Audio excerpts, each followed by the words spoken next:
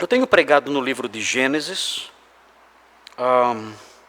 já há vários anos. E eu me lembro que quando nós estudamos Gênesis 19, eu me lembro de um versículo em Gênesis 19 que fala sobre a destruição de Sodoma e Gomorra. Nós falamos sobre essa destruição, sobre Gênesis 19, explicando versículo por versículo, e nós chegamos no versículo 24, que dizia o seguinte: então fez o Senhor chover enxofre e fogo da parte do Senhor sobre Sodoma e Gomorra. Esse é o versículo de Gênesis, capítulo 19, versículo 24. E nós aprendemos na época, me lembro que quando nós falamos sobre esse versículo, e os versículos que falam sobre o grande cataclisma que caiu, que sobreveio a Sodoma e Gomorra, nós aprendemos que essa palavrinha, a palavrinha enxofre, de que fala o texto, eram pedras amareladas, ou pedras na forma de cristal, que caíram sobre aquelas cidades num terrível cataclisma. E estudamos isso na época e ficamos impressionados com a devastação toda ali daquela cidade.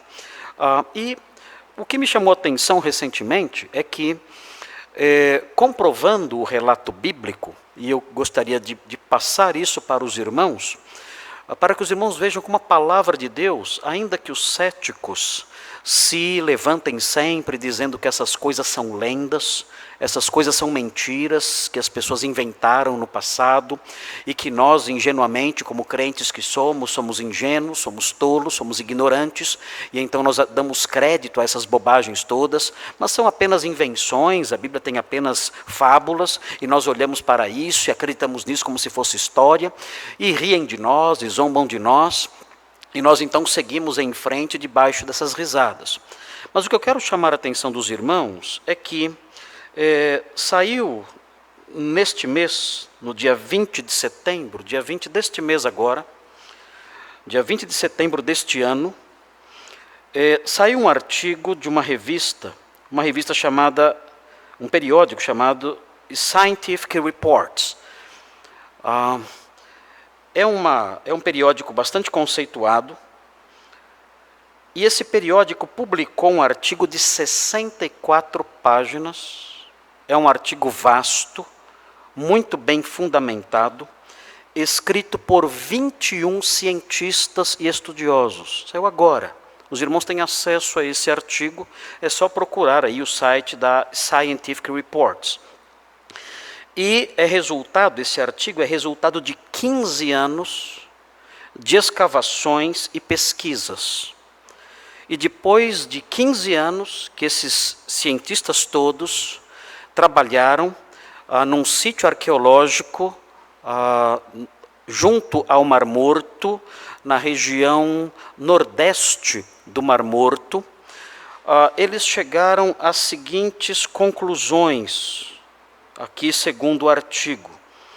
Notem bem, não é um artigo cristão, não é um artigo que tem por propósito validar o relato bíblico, não. É um artigo secular. Certamente muitos desses cientistas são ateus. E o artigo saiu agora, é novinho, ele está quentinho, como eu disse, saiu no dia 20 de setembro, agora, nesse mês.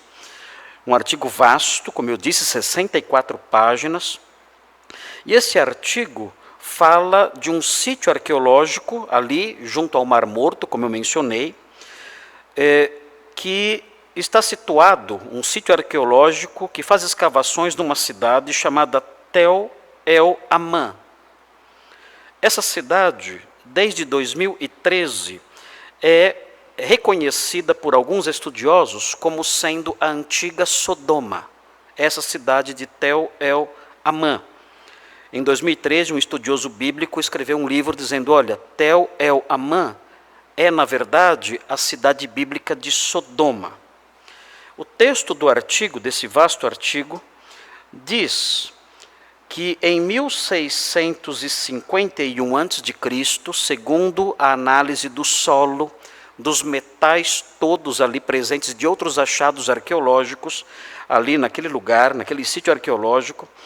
Essa cidade de Tel El-Amã, reconhecida como Sodoma por alguns estudiosos, foi devastada por uma catástrofe.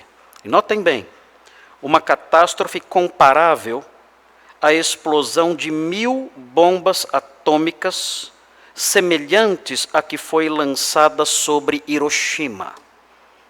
Os irmãos sabem o que significa? 1000 bombas atômicas explodindo sobre uma cidade.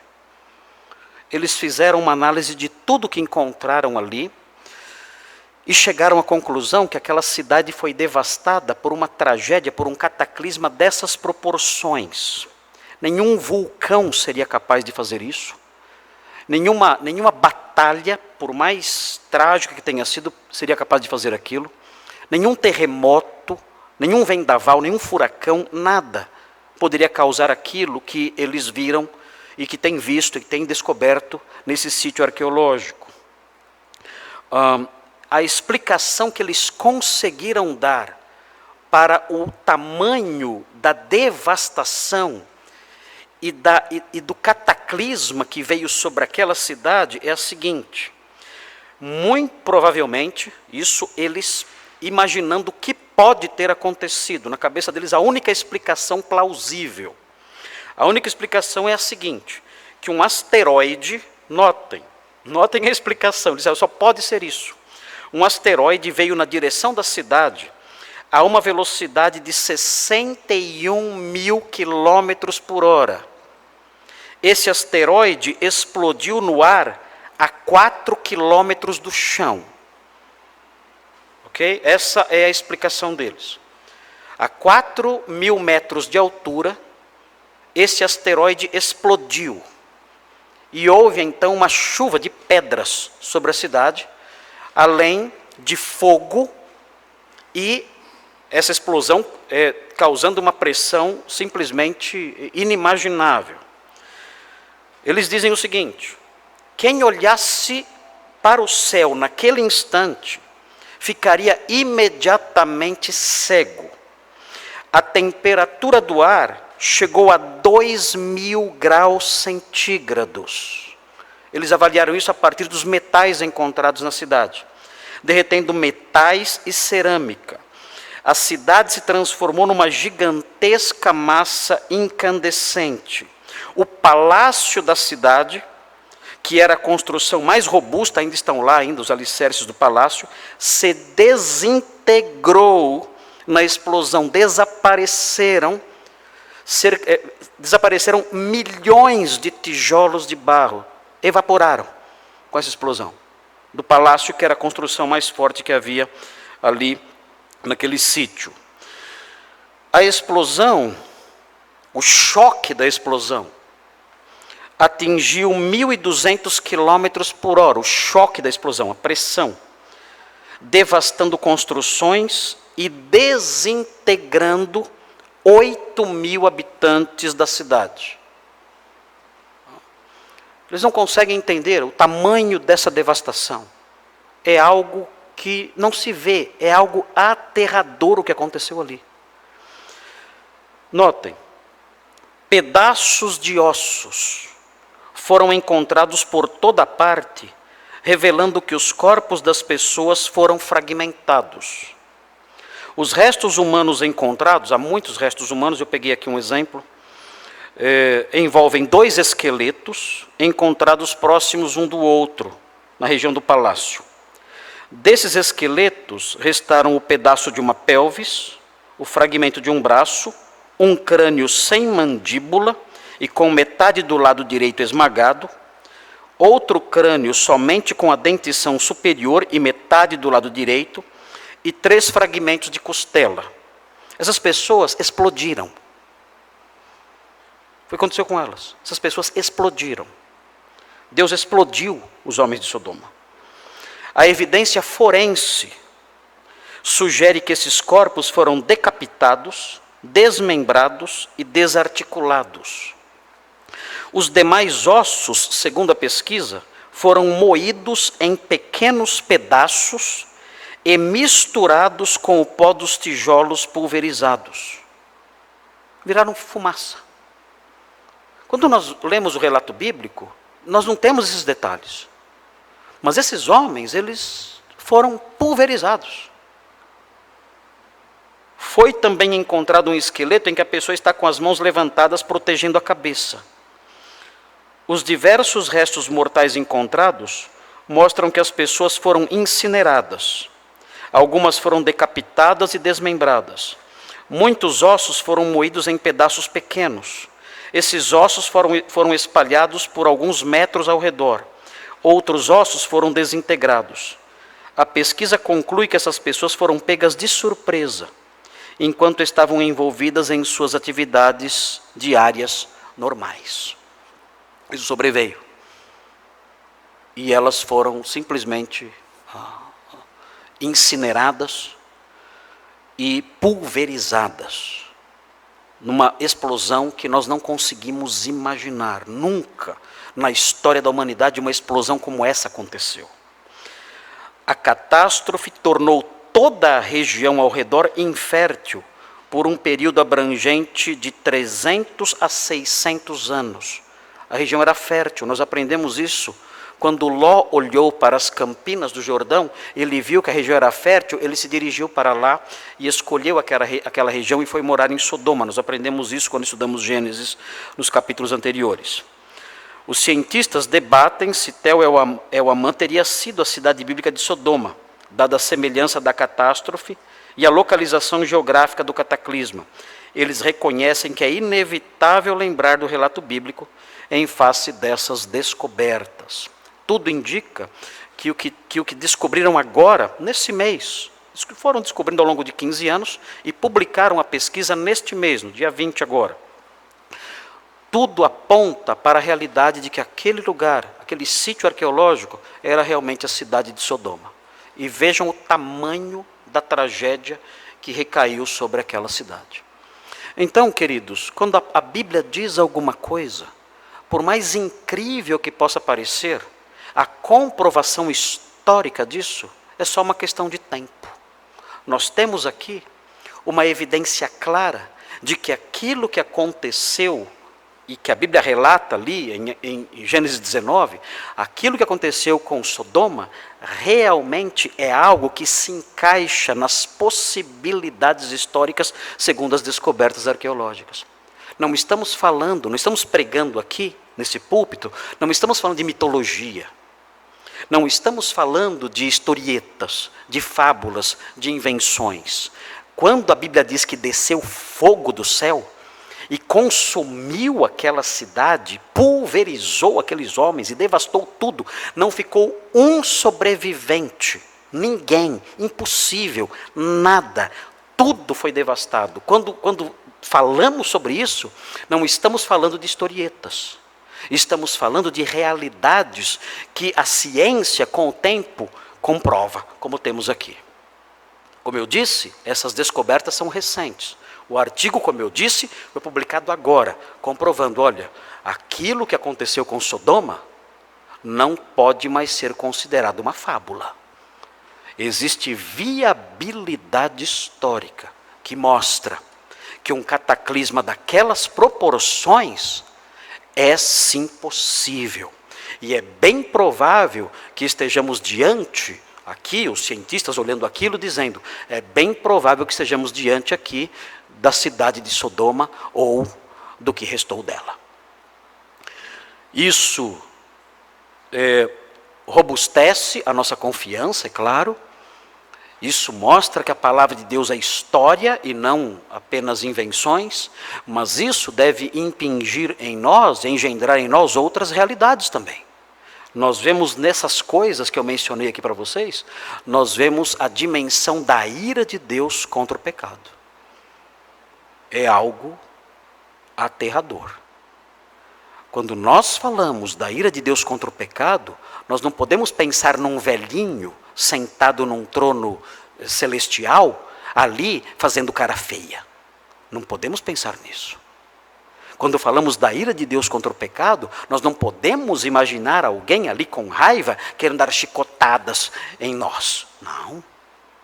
Quando nós falamos do dia em que o Senhor há de se levantar para punir o mal, para punir os seus inimigos, para destruir aqueles que não creram no seu Filho, é desse grau de juízo que estamos falando.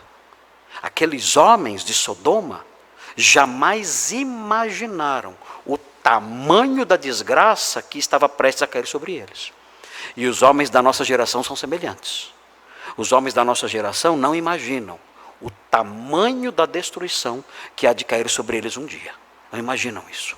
Eles não conseguem imaginar o tamanho da ira de Deus que pode ser derramada sobre eles caso não se rendam ao Senhor Jesus Cristo, nosso Salvador, aquele que nos livra da ira vindoura. E tudo isso fala de uma destruição temporária. Esses homens foram pulverizados em segundos. A palavra de Deus fala disso e fala de uma ira que se estende por toda a eternidade. Nós temos que estimular em nossa mente a noção do temor do Senhor e louvar ao Senhor sempre pela libertação que Ele nos trouxe em Cristo, porque nós não podemos imaginar o tamanho da ira e do juízo do qual Ele nos livrou. Nós não podemos imaginar. Nós nunca poderemos imaginar o tamanho da catástrofe e da desgraça eterna de que o Senhor um dia nos livrou. Muito bem, irmãos, vamos caminhar mais um pouco em Gênesis 28. Abra sua Bíblia em Gênesis 28. Veja o que diz aí o texto de Gênesis 28. Nós vamos estudar, temos estudado, os versículos 1 a 9, na sequência aí da nossa exposição. Gênesis 28, versículos 1 a 9. Veja o que diz o texto. Diz assim, Gênesis 28, de 1 a 9. Isaque chamou a Jacó e, dando-lhe a sua bênção, lhe ordenou, dizendo: não tomarás esposa dentre as filhas de Canaã. Levanta-te, vai a Padã-Arã, a casa de Betuel, pai de tua mãe, e toma lá por esposa uma das filhas de Labão, irmão de tua mãe. Deus Todo-Poderoso te abençoe e te faça fecundo, e te multiplique para que venhas a ser uma multidão de povos. E te dê a bênção de Abraão, a ti e a tua descendência contigo, para que possuas a terra de tuas peregrinações, concedida por Deus a Abraão. Assim, despediu Isaque a Jacó, que se foi a Padã-Arã, a casa de Labão, filho de Betuel, arameu, irmão de Rebeca, mãe de Jacó e de Esaú. Vendo, pois, Esaú que Isaque abençoara a Jacó, e o enviara a Padã-Arã para tomar de lá esposa para si, e vendo que ao abençoá-lo, lhe ordenara dizendo: não tomarás mulher dentre as filhas de Canaã, e vendo ainda que Jacó, obedecendo a seu pai e a sua mãe, fora a Padã-Arã, sabedor também de que Isaque, seu pai, não via com bons olhos as filhas de Canaã, foi Esaú à casa de Ismael, e além das mulheres que já possuía, tomou por mulher a Maalate, filha de Ismael, filho de Abraão, e irmã de Nebaiote. Irmãos, na semana passada, eu dividi esse texto em 3 partes, e nós fizemos essas divisões da seguinte maneira. Os versículos 1 e 2, que nós já estudamos, nós demos o título a esses 2 versículos de A Rendição Tardia de Isaque. Foi o título que nós demos para esses 2 versículos, a rendição tardia de Isaque. Já estudamos esses 2 versículos, falamos aí sobre as implicações desses 2 versículos, a sua aplicação para nós. Vimos também um pouquinho da geografia bíblica presente no versículo 2 e seguimos para a segunda divisão. A segunda divisão desse texto nós chamamos de a herança escatológica de Jacó. Esse foi o título que nós demos para os versículos 3 a 5, a herança escatológica de Jacó. Os versículos seguintes, os versículos 6 a 9, nós chamamos de o remendo inútil de Esaú. Foi o título que nós demos a essa terceira parte, a parte final do trechinho que estamos estudando. O remendo inútil de Esaú. E assim nós temos o texto dividido e fica mais fácil para nós acompanharmos então a exposição do texto, o estudo dos versículos a partir dessas divisões. Nós, na semana passada, quando começamos a estudar a segunda divisão, nós terminamos a primeira divisão, a rendição tardia de Isaac, já terminamos, já estudamos, os irmãos têm a exposição gravada, caso queiram recordar. Quando iniciamos a segunda divisão, a herança escatológica de Jacó, nós estudamos aí no versículo 3, os irmãos devem estar se lembrando disso, nós estudamos o significado do título Deus Todo-Poderoso. E nós falamos um pouquinho sobre isso, sobre o Deus Todo-Poderoso. O Deus, o título dado a ele aqui, o Deus de Abraão, El Shaddai. E falamos que esse nome foi enunciado por Isaac, enquanto ele conversava com Jacó, porque Jacó estava prestes a empreender uma viagem solitária e perigosa. Longa, solitária e perigosa. E falamos que a lembrança do Deus Todo-Poderoso, El Shaddai, iria afastar o medo daquele moço que sozinho iria empreender uma jornada tão longa e tão cheia de ameaças. E nós então estudamos esse título, esse nome, e fizemos essas aplicações, trazendo-as para a nossa vida, lembrando que nós também servimos o Deus chamado El Shaddai, e por isso nós podemos seguir em nossas diferentes jornadas livres do medo. Mas o versículo continua e diz assim, na sequência aí onde nós paramos: Deus Todo-Poderoso te abençoe, e aí vem, e te faça fecundo, e te multiplique, para que venhas a ser uma multidão de povos.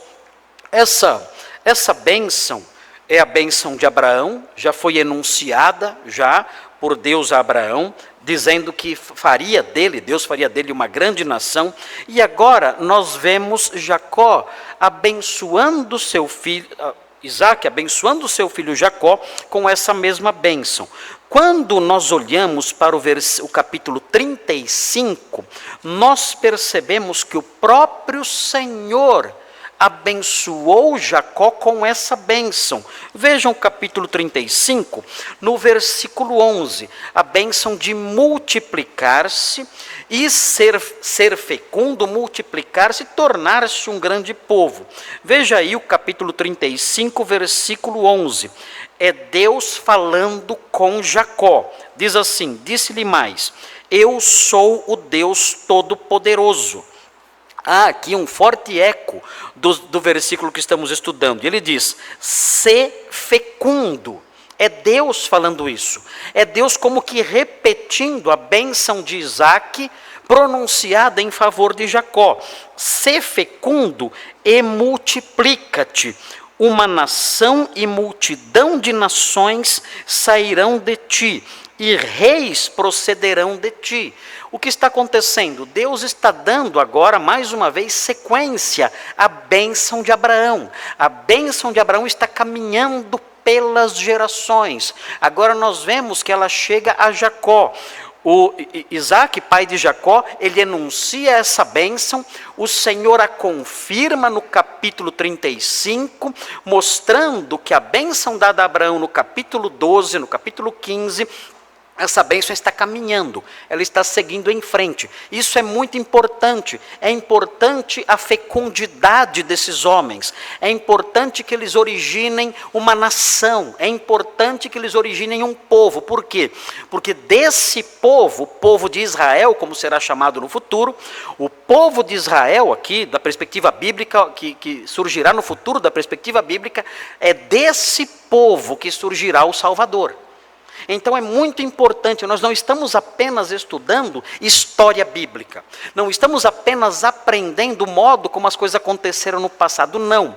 Isso tem uma relevância imensa do ponto de vista teológico e salvífico. Estamos vendo como Deus formou esse povo e do meio desse povo, nesse povo, Ele fez nascer a partir desse povo o Salvador do mundo, para que todo aquele que cresce nele pudesse ser salvo e entrar na bênção de Abraão, ser abençoado como Abraão foi abençoado. Nós aprendemos que essa bênção de fecundidade começou a se cumprir no livro do Êxodo. Nós percebemos, veja Êxodo no capítulo 1, veja o que acontece. Êxodo capítulo 1, essas coisas estão interligadas, essas coisas não são acidentais. Vejam o que diz o versículo 7 de Êxodo 1:7. Os irmãos não devem imaginar que Êxodo 1:7 é apenas uma descrição do que aconteceu, porque aconteceu e ponto final. Aconteceu assim, as coisas foram assim e pronto. Não, o que nós temos em Êxodo 1:7 é o cumprimento da bênção dada a Abraão, a Isaque e a Jacó. Vejam o que diz o versículo 7. Mas os filhos de Israel foram fecundos. Vejam, é a bênção se concretizando. E o texto prossegue, e aumentaram muito. É uma nação se formando. É um grande povo se formando. E se multiplicaram. E grandemente se fortaleceram. De maneira que a terra se encheu deles. O que é isso? Não é apenas o relato aqui do autor do Êxodo, Moisés. Não é somente isso, ele dizendo que aconteceu porque simplesmente aconteceu. Não, ele está mostrando, vejam. Aquela bênção dada a Abraão, a Isaque e a Jacó, ela começa a se concretizar no tempo e no espaço.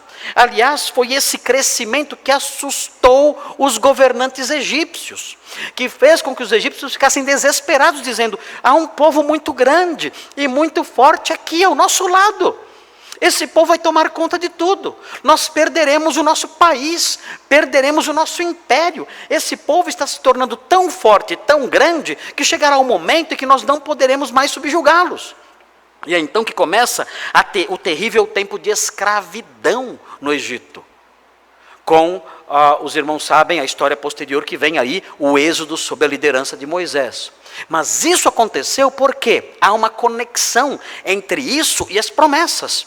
Deus disse, eu vou tornar a sua descendência numerosa como as estrelas do céu. Deus disse isso a Abraão. E ele transmitiu essa bênção a Isaque e a Jacó. E nós vemos a sequência disso e vemos isso acontecendo, vemos isso se cumprindo. Mas vejam, o versículo prossegue.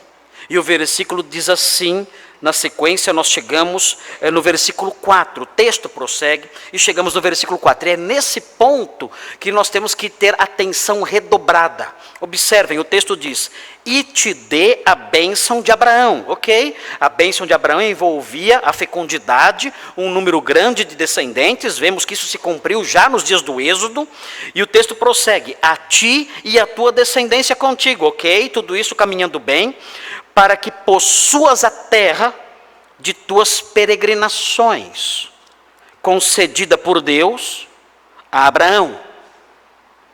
Aqui as coisas param. Por que as coisas param aqui? Porque essa parte da promessa, diferente da promessa consubstanciada, no versículo 3, essa parte não se cumpriu. Abraão nunca herdou a terra, Isaque nunca herdou a terra, e Jacó nunca herdou a terra. Alguém pode dizer, não, mas os descendentes herdaram a terra nos dias de Josué e tudo mais.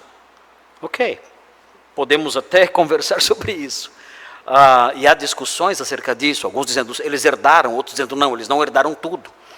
Mas o fato é que estamos falando dos patriarcas. Os patriarcas não herdaram a terra. Abraão recebeu a promessa de herdar a terra e não herdou. essa promessa passou para Isaac. E Isaac também não herdou a terra. E essa promessa, nós vemos agora aqui, sendo passada para Jacó. E Jacó não herdou a terra. Há estudiosos, há pastores, há teólogos que dizem, olha, isso aqui tem um sentido simbólico. A terra de que fala aqui o texto é a herança celeste. E assim fica fácil resolver o problema. Sempre que nós temos um problema bíblico, o jeito mais fácil de resolver é espiritualizar a passagem. Porque quando você espiritualiza a passagem, você dá a ela o sentido que você quer. Você não precisa de mais nada, apenas usar a imaginação e atribuir o sentido que você quer àquela passagem. Você diz, não, isso aqui é espiritual. Então, se é espiritual, se essas palavras não têm um sentido literal, então, basta eu usar a minha imaginação para dizer, bem, isso aqui então significa outra coisa. Isso aqui significa o céu, quando a pessoa morre, então ela recebe a herança, que aqui é simbolizada nessas coisas ligadas aí à terra. É uma forma metafórica de falar, uma forma simbólica de falar. E assim fica fácil resolver os problemas. Mas essa forma de tentar resolver as coisas, de tentar resolver um problema como esse, como essa promessa foi feita e não se cumpriu, essa forma de resolver o problema, espiritualizando tudo, não é honesta com o texto bíblico. Porque o texto bíblico não fala de forma espiritual. O texto bíblico fala, olha, vocês serão fecundos. Isso não era espiritual. Isso era literal. Tanto que se cumpriu em Êxodo 1:7, literalmente. E quando fala, olha, você, Abraão, Isaac e você, Jacó, vocês vão herdar a terra, isso também era literal. Com o problema de que não se cumpriu. Vejam como o autor de Hebreus via isso. Notem Hebreus 11:8. Vejam o que na mente do autor de Hebreus era a herança de Abraão. Hebreus 11:8. Veja aí na sua Bíblia, Hebreus 11:8. É importante observar isso. Deus prometeu aos patriarcas a herança da terra. E eles morreram e não receberam essa herança. É um problema que temos aqui. Deus falha em suas promessas? Eles morreram sem receber o cumprimento da promessa? Como pode isso? Vejam o que diz Hebreus 11:8. Vejam o que diz assim. Pela fé, Abraão, quando chamado, obedeceu, a fim de ir para um lugar. Que lugar? Canaã. A terra de Israel, chamada por alguns de Palestina. Não é o nome correto, mas é chamada por alguns de Palestina. É a região de Israel hoje, a fim de ir para um lugar. E esse lugar sabemos qual é? A antiga Canaã. E vejam, um lugar que devia receber por herança. Qual era a herança? O lugar. Não é o céu. A herança é o lugar para onde ele deveria ir. Essa é a herança. Veja na sequência, versículo 9. Pela fé peregrinou na terra da promessa, Canaã, como em terra alheia, habitando em tendas com Isaque e Jacó, herdeiros com ele da mesma promessa. E aí ele explica no versículo 10 por que ele habitava em tendas. Vejam, ele habitava em tendas porque aguardava a cidade que tem fundamentos, da qual Deus é o arquiteto e edificador. Alguém pode dizer, tá vendo? Ele não esperava receber a terra como herança. Ele esperava receber a cidade celeste.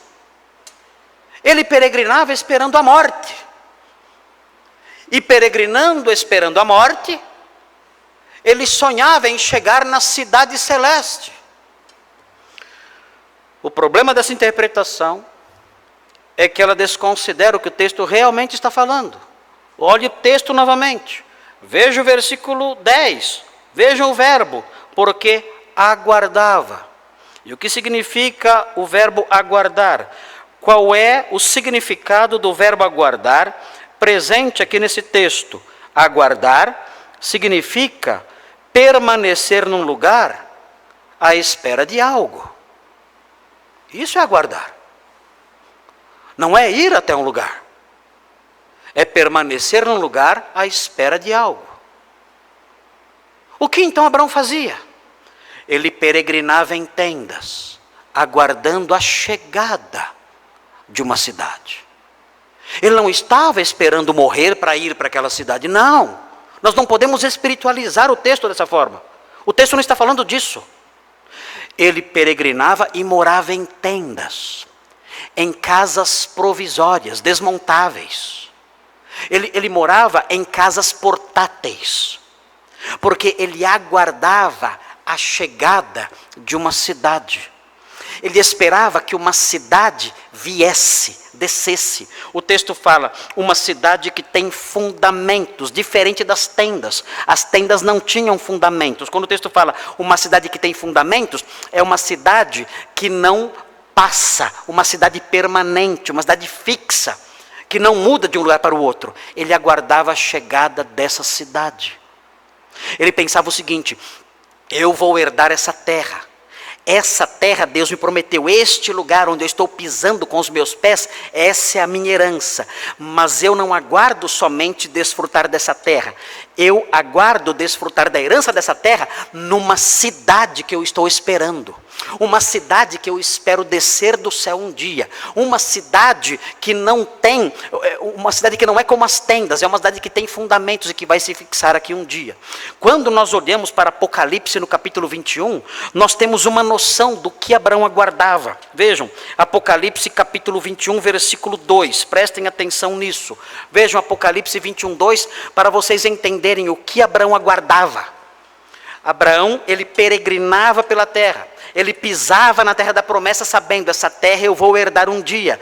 E eu vou herdar essa terra um dia, e quando eu herdar essa terra, eu não vou herdar essa terra morando em tendas, não. Uma cidade chegará. Eu estou aguardando a chegada de uma cidade, essa cidade chegará. E eu vou habitar nessa cidade, nesta terra. Vejam o que o texto diz em Apocalipse 21, 2. Vi também a cidade santa, a nova Jerusalém, que fazia o quê? Que descia do céu, da parte de Deus, ataviada como noiva, adornada para o seu esposo. Era isso que Abraão aguardava. Ele peregrinava na terra da promessa, sabendo, esta terra Deus prometeu para mim, e eu vou morar nela. Será minha herança para sempre. E quando eu morar nela, desfrutando dela como minha herança, eu vou morar nela, não em tendas, mas numa cidade, a cidade que eu aguardo e que descerá do céu um dia. Essa era a esperança de Abraão. E ele morreu, sem que isso se cumprisse. Veja novamente o livro de Hebreus.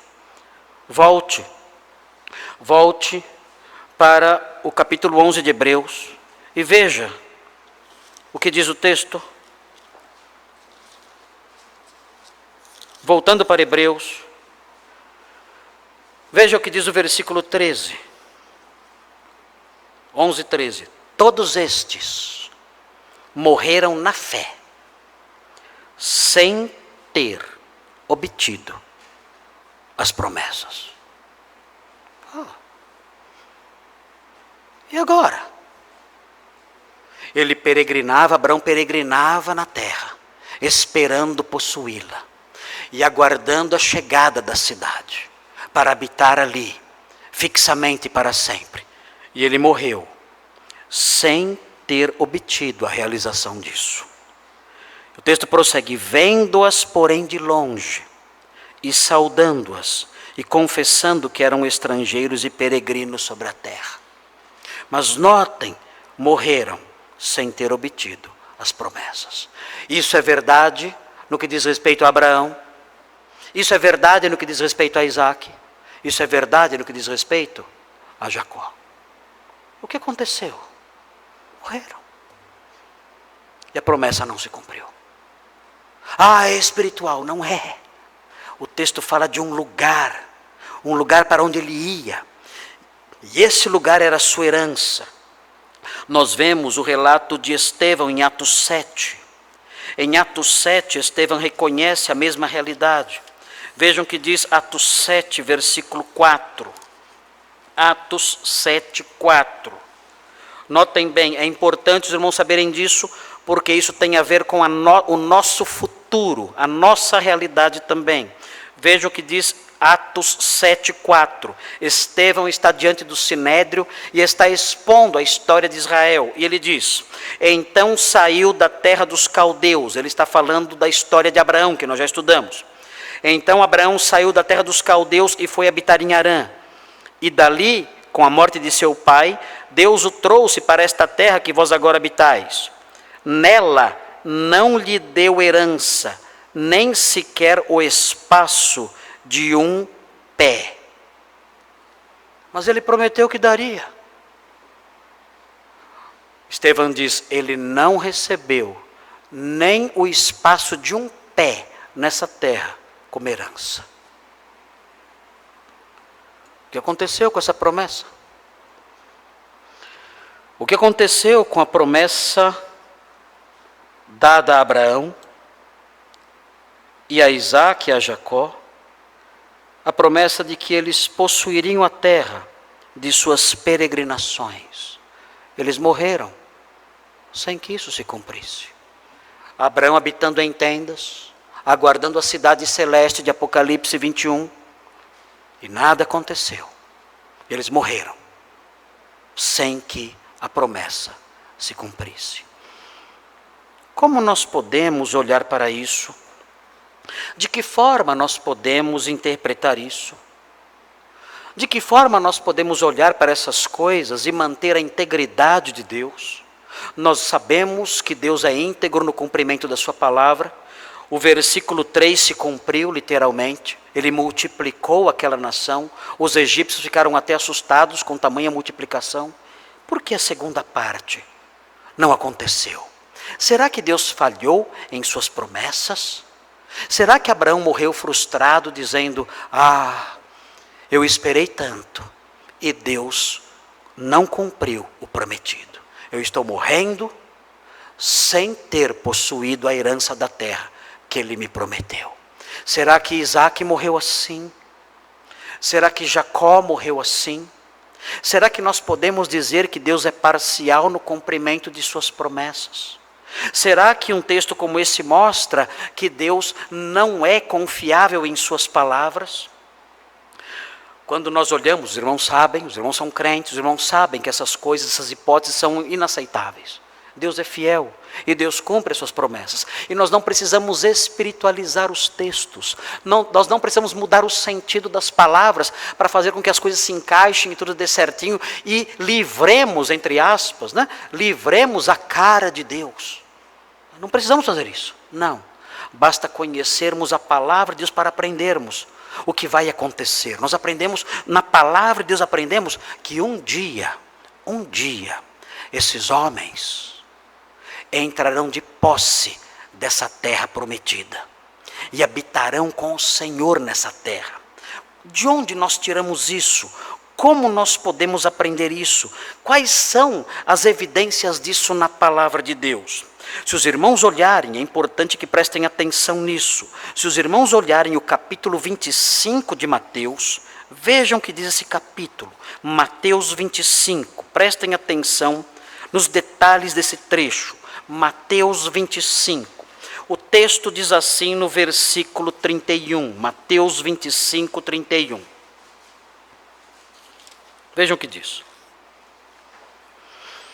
Fala assim: quando o Filho do Homem vier, na sua majestade, e todos os anjos com ele, então se assentará no trono da sua glória.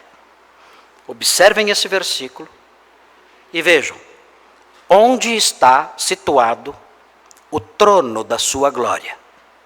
No céu ou na terra nesse momento? Quando o Filho do Homem vier, na sua majestade, e todos os anjos com ele, então se assentará no trono da sua glória. Onde está esse trono? No céu? Não. Claro que ele está sentado num trono celeste agora, é claro. Nós sabemos disso, o autor de Hebreus fala isso. E outros textos neotestamentários falam isso, que o Senhor Jesus, quando subiu aos céus, quando foi assunto aos céus, ele se sentou à direita da majestade nas alturas. Sabemos disso. Não duvidamos disso um segundo sequer. Mas vejam o que acontece na sua vinda. Na sua vinda, o Filho do Homem vem, ele vem a este mundo e ele se assenta num trono. Por quê? Porque ele está inaugurando um reino. Ele é um rei. E ele está inaugurando um reino neste mundo. E vejam, o texto diz no versículo 32, o texto prossegue: e todas as nações serão reunidas em sua presença. É o início do seu reino. Ele vai agora separar aqueles que reinarão com ele e aqueles que não reinarão com ele. E o texto prossegue: e ele separará uns dos outros, como o pastor separa dos cabritos as ovelhas. E porá as ovelhas à sua direita, mas os cabritos à esquerda. A esquerda sempre se dá mal, né? Já notaram que não tem jeito, né? A esquerda sempre vai para o brejo, não tem como. E vejam a sequência, 34. Então dirá o rei, notem o título que é dado aqui. Então dirá o rei. Ele está no seu trono, o seu reino está começando. O seu reino físico, palpável na terra, o seu trono terreno está começando. O seu trono celeste já existe desde toda a eternidade, mas o seu trono terreno está começando agora, o seu reinado terreno está começando agora. Ele diz: vinde benditos de meu Pai, entrai na posse do reino, o reino que ele acabou de inaugurar aqui. O reino que vos está preparado desde a fundação do mundo. Esse reino eu planejei desde a fundação do mundo. Agora é a hora de vocês entrarem na posse dele. O meu trono já se estabeleceu. Eu já separei os meus súditos. E agora é hora de começar, de inaugurar esse reino, preparado desde toda a eternidade. É o reino de que os profetas falaram. Vejam o que diz o profeta Zacarias. Zacarias capítulo 14. Estamos manuseando aí vários textos das Escrituras. Esse é um tema muito importante e negligenciado hoje em dia. Veja o que diz Zacarias. É um capítulo sensacional, esse capítulo. Maravilhoso, o capítulo 14 de Zacarias. Capítulo 14 de Zacarias dá detalhes do estabelecimento do reino, detalhes extraordinários. É impressionante como essas coisas foram esquecidas ou reinterpretadas de um modo que elas perderam seu sentido original.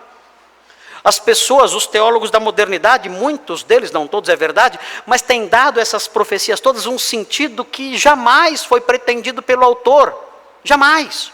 E atribuem significados que os escritores nunca sequer sonharam. Mas quando nós lemos a Bíblia no sentido normal, atribuindo o sentido normal às palavras, nós aprendemos muito. Lições importantíssimas que foram esquecidas. Vejam o que diz o versículo 1 do capítulo 14. Diz assim: eis que vem o dia do Senhor. Vai falar sobre a chegada desse rei. Vai falar sobre Mateus 25. Vai falar sobre o dia da chegada do rei e do estabelecimento do seu trono neste mundo. Diz assim: eis que vem o dia do Senhor em que os teus despojos se repartirão no meio de ti. Falando sobre Jerusalém. Porque eu ajuntarei todas as nações para a peleja contra Jerusalém. E a cidade será tomada. E as casas serão saqueadas. E as mulheres forçadas. Metade da cidade sairá para o cativeiro. Mas o restante do povo não será expulso da cidade. É um dia terrível esse dia. Um dia assustador, Jerusalém cercada, exércitos inimigos ao seu redor querendo destruí-la. E a cidade já tendo caído, na verdade, porque nós vemos aqui as casas sendo saqueadas, as mulheres forçadas e as pessoas tentando fugir. E veja o versículo 3, o que acontece então, no ápice do desespero de Jerusalém. Então sairá o Senhor e pelejará contra essas nações, como pelejou no dia da batalha, diz o texto. É a vinda do Senhor, é o rei chegando. Versículo 4, naquele dia, os seus pés estarão sobre o monte das oliveiras, que está de fronte de Jerusalém para o oriente. O monte das oliveiras será fendido pelo meio, para o oriente e para o ocidente, e haverá um vale muito grande. Metade do monte se apartará para o norte, e a outra metade para o sul, diz o texto, é o dia em que o Senhor volta. Ele pisa no monte das oliveiras, de frente de Jerusalém, e o monte se parte ao meio.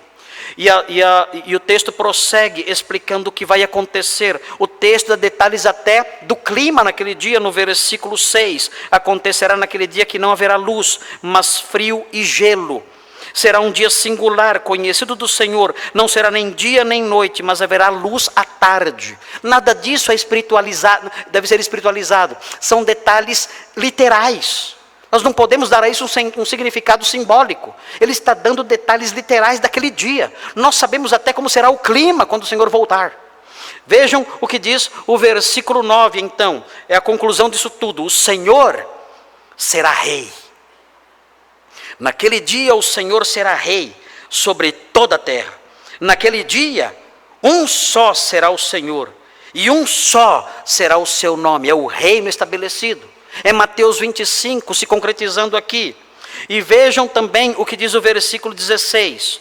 Todos os que restarem, versículo 16, de todas as nações que vieram contra Jerusalém, subirão de ano em ano para adorar o Rei, o Senhor dos exércitos, e para celebrar a festa dos tabernáculos. É um reino extraordinário que se estabelecerá aqui um dia, nesta terra, neste mundo, numa Jerusalém restaurada. O rei governará lá. E vejam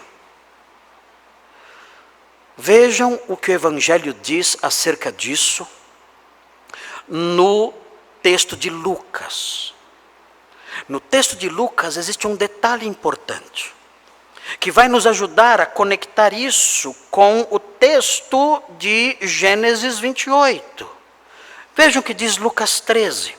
Nós estamos falando, mas e os patriarcas? Pobres dos patriarcas, morreram sem desfrutar da promessa da terra. O que vai acontecer com eles? O que podemos pensar acerca das promessas feitas a eles? Nós aprendemos em Lucas 13. Vejam o que diz Lucas 13. Diz assim, Lucas 13, no versículo 25, fala assim: quando o dono da casa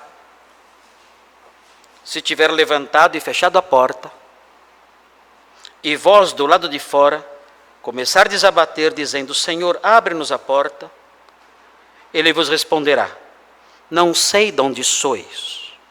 Então direis: comíamos e bebíamos na tua presença, e ensinavas em nossas ruas. Mas ele, o dono da casa, o Senhor, o Rei, vos dirá: não sei de onde sois. Apartai-vos de mim, vós todos que praticais iniquidades. Ali haverá choro e ranger de dentes, quando virdes no reino de Deus, quem? Quem? Quem estará no reino? Viram aí? Quando virdes Abraão, Isaque e Jacó, e todos os profetas, mas vós lançados fora.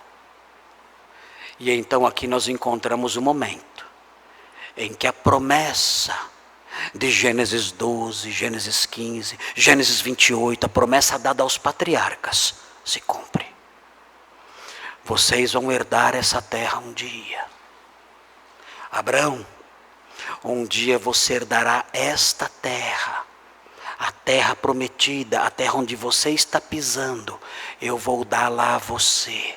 Senhor, estou envelhecendo, estou morrendo, eu vou dar esta terra a você.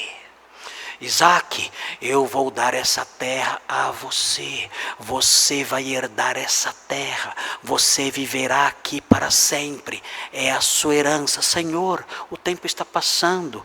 Eu estou morrendo. Meu pai já morreu, Abraão morreu e não herdou a terra que o Senhor prometeu. E o Senhor insistindo, eu darei essa terra a você, Jacó. Eu darei essa terra a você, Senhor. Eu estou envelhecendo. O tempo está passando, meus dias têm sido poucos e maus, eu estou partindo, estou morrendo, estou indo na direção dos meus pais, Abraão e Isaque, e nada se cumpriu, nada se cumpre, não herdei sequer a planta, o espaço referente à planta de um pé nesta terra. Eu darei a você esta terra. Senhor, estou morrendo, eu estou próximo já da sepultura. Eu darei a você essa terra. E esses homens morreram. E Deus continuou dizendo, eu darei a vocês essa terra. Mas já morreram. Eu darei a eles essa terra. Eu darei. E nós vemos então o que há de acontecer no futuro. O Senhor voltará e estabelecerá o seu reino na terra. E então, ressurretos dentre os mortos, estarão ali com o Senhor, à mesa com ele, Abraão, Isaque e Jacó. E a promessa de Deus, enfim, se cumprirá plenamente. O Senhor não falha em suas promessas. Os irmãos entendem porque essas coisas têm que acontecer. Essas coisas têm que acontecer de modo literal, para que a promessa de Deus dada a esses homens, finalmente, se cumpra. Essa bênção, irmãos, que nós lemos aqui, no capítulo 28, no versículo 4, essa bênção vai se cumprir no futuro. Haverá o dia em que essas coisas vão acontecer. E notem bem, algo muito importante para se lembrar aqui. A Bíblia diz que por meio do Evangelho, os gentios, pessoas de todas as nações, poderão participar da bênção de Abraão. Por meio do Evangelho, pessoas de todas as nações poderão participar da bênção de Abraão. E a bênção de Abraão envolve o quê? Desfrutar do reino que o Senhor um dia há de inaugurar, quando voltar. Quando nós voltamos os nossos olhos novamente para Lucas 13, e nós observamos em Lucas 13, o versículo 29, o texto diz que Abraão, Isaque e Jacó estarão ali no reino com o Senhor. Mas veja o que mais ele diz no versículo 29. Muitos virão. Muitos virão do Oriente e do Ocidente, do Norte e do Sul, e tomarão lugares à mesa no reino de Deus. Quem são esses? São aqueles de todas as nações que pela fé em Cristo entraram na bênção de Abraão. São aqueles que pela fé em Cristo se tornaram herdeiros com Abraão. São aqueles que por meio do Evangelho, pela fé na mensagem do Evangelho, se tornaram participantes da bênção de Abraão. O texto diz, o texto mostra, nos versículos anteriores, que aqueles que não entrarem para o reino ficarão do lado de fora. E ali haverá choro e ranger de dentes. Como? Como nós podemos participar da bênção de Abraão? O apóstolo Paulo ensina em Gálatas 3, 8 e 9, que isso é possível somente pelo Evangelho. Todos aqueles que creram no Evangelho se tornam herdeiros com Abraão. E um dia poderão entrar no reino, que é a herança de Abraão, e encontrarão lugar à mesa do Senhor nesse reino.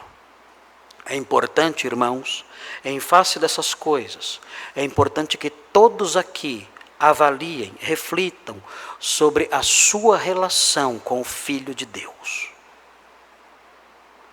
Essa questão é crucial.